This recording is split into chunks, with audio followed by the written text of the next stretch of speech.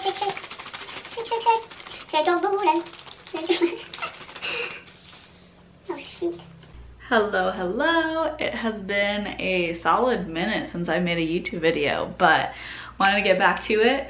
And today is like a little bit different than my other videos. I am actually going to be talking about how I only bleach my hair once a year. So I have done this for about 2 years now. Going on the third time that I'm going to bleach it this fall, but I get questions all the time, like when I go get my hair cut at hair salons, people ask me like, how did you do your hair yourself without much knowledge? So yeah, for the record, this is not like from a professional. I don't know much about hair, but I've known enough through research and doing everything myself through experimentation to create a process that has worked for me personally. And I've had many people ask me to share details and how I do that. So today is going to be about that. I'm going to be toning my hair today. So while I'm toning, I'm going to talk to you about some methods, tricks, and tips and how I do it to get the less amount of damage possible on my hair, because bleaching, obviously everyone knows it's not good for your hair, but we all like the blonde look. So let's go. So, first of all, the lighting in my bathroom sucks. But it is what it is.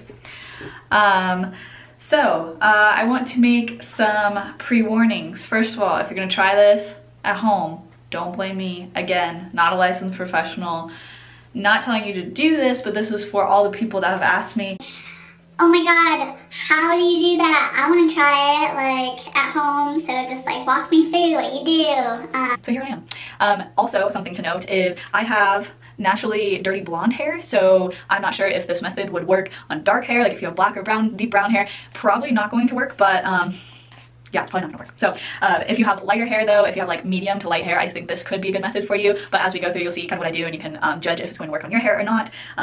So firstly, what I do is once per year, I bleach my hair. So that's gonna be an actual bleach kit, and I just bleach the whole thing. I don't mess around with highlights. I'm not that skilled, so I just bleach all of my hair. And the kits that I've used before is the Beach Please. I got it from Ulta. I will try to put a picture of it right here because I can't think of what the brand behind it is. And I have used another one before, but just do your research on bleach kit. So you bleach your hair, bleach it all over just like you're dyeing it, and right after that is when you're gonna really need the maintenance stuff. So that's gonna be like deep conditioners after you bleach. It's damaging for your hair, so make sure you do deep conditioners, and buying shampoo and conditioners that are good for your hair, sulfate free, and those that are actually gonna moisturize and repair your ends, because you'll probably have some dead ends and breakage. So just have to keep up on that if you want that healthy blonde hair. Otherwise it is going to look fried and destroyed. So bleach it is step one, and then how I maintain it over time is doing those things, as I've said, like to restore your hair, but also what I'm about to do now is I actually do a hair dye from Sally's, and then I'll tone it, and I do this probably about every 6 weeks or so,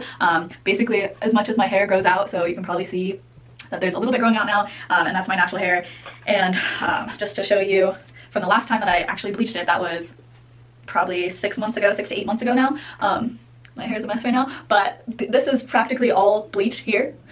And then up here is from my hair dye. So I'm going to hair dye everything and then tone it after that. And that basically makes it consistent blonde. It's obviously always gonna be lighter blonde on the ends, but throughout the hair dye works to kind of make it all even. And basically until all of the actual bleached hair is gone, that's when I wait and keep doing this over and over again until I absolutely need to bleach it again. So yeah, so we'll get to town here.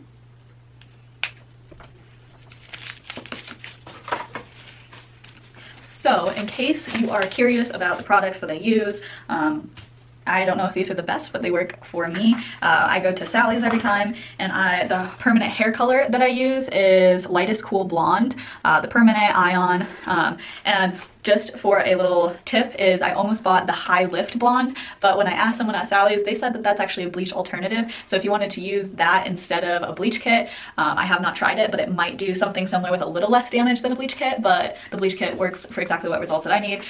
So with this hair dye, I use 20 Developer, and just obviously mix it in, and then after I dye it, I usually the next day, so probably tomorrow, I will tone it, and that would be, usually I use the Platinum Lace Cream Toner, also from Ion. and that one works well. It does turn like a little bit like your hair gray for a couple of days, has that silvery tone. So as long as you're okay with that, or you can use any color that you would like. This one is actually called Spring Blossom, and I'm going to try that one this time because it looks like it has a little pink hue or pink hues in it, and I thought that that would be kind of cool to have a little pink hair for just a couple of days while it fades out. And also in between toning, I use this anti-yellow toner by Blonde. This works as just like, you can use this or purple shampoo in between actual toning, but I don't personally believe that the purple shampoo or just like those temporary treatments do as well of a job as an actual toner, so it's up to you, but there's obviously a bunch of different options that you can do. Wow, I need some music or something here. Shake, shake, shake. Shake, shake, shake. Shake your booty. Oh shoot. So for the record, with my dyeing technique, do not judge me if you have a different technique, but people do like separate out your roots and separate out different sections to dye. I literally just put it everywhere, and it always turns out like super even for me. I just like, you can see what I do. But so don't be scared of dyeing your hair at home, because if you do a little bit of research, it's not as scary as it seems. Okay, just rub it in. I always do the roots first because obviously that's where I need it most, and then put it through all out. My length hair, 1 box of hair dye is enough. If you want to like super saturate it and have longer hair, definitely get 2 boxes, but 1 box always seems to do its job, because I'm not worried if I don't get a lot on my ends and just have it mostly in the roots. If you want to know another hack that I'll do sometimes, I just put it on my hair like shampoo. I bet like all of the like actual hair professionals are gonna watch this and laugh at me because I'm so non-professional with this, but you know, oh, I should have taken my Apple Watch off too, look at me.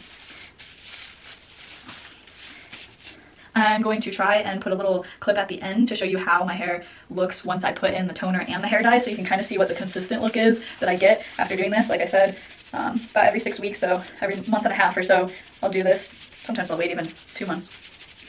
But it's super easy and not too much of a pain, and definitely a lot cheaper than going to a hair salon. I'm sure they have better methods than I do, but like I said, works for me. If it works for you, awesome. If it doesn't work for you, you do you, girl. You do you.